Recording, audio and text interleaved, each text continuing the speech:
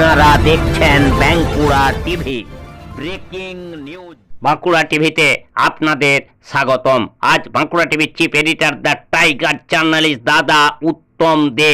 প্রথমেই শুরু করছি উত্তমের প্রশ্নবান। বাঁকুড়ার জয়পুরে হচ্ছেটা কি? জবাব চায় নাকি জনতা? হ্যাঁ, অবশ্যই জবাব চাইছে। জবাব চাইছে বাঁকুড়ার জয়পুরে এত নোংরামি কেন? এরপর আসছি বাঁকুড়া জেলার জয়পুর ব্লকের একটি গুরুত্বপূর্ণ ব্রেকিং নিউজে।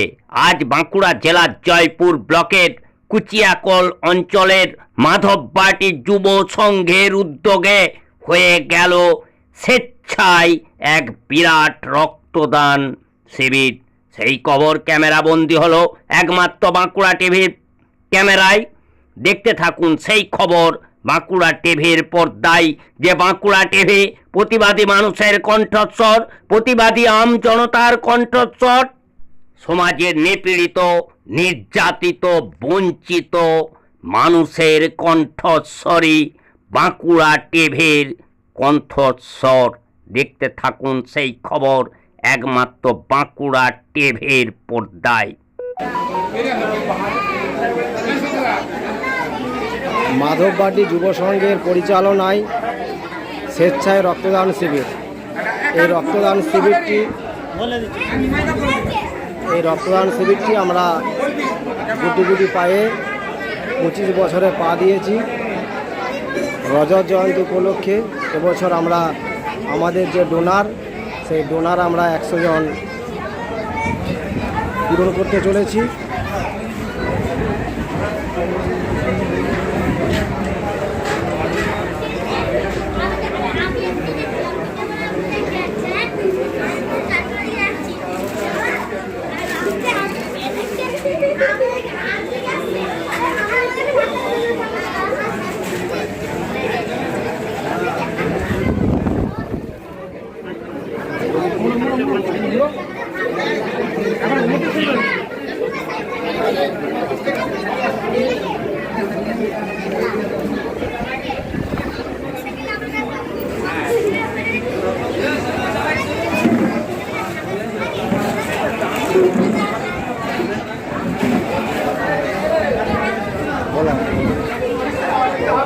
মাধববাটি যুব সংঘের এই 24তম পেরিয়ে 25তম বর্ষে পদার্পণ করলো।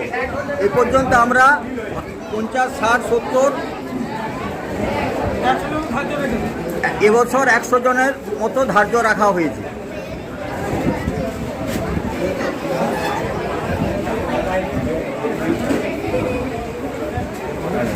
নেই নাকি ফাঁকা এরকম করে কি করে হবে?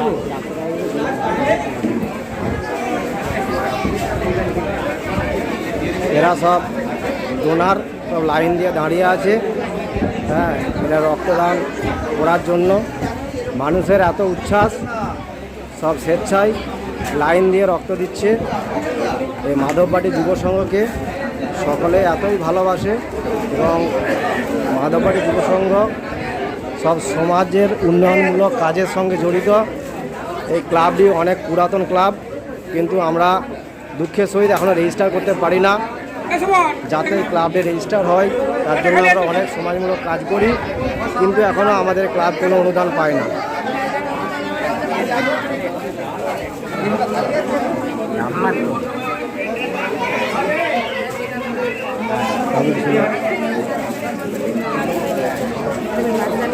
আমাদের ডাক্তারবাবু উনি চেক আপ করছেন।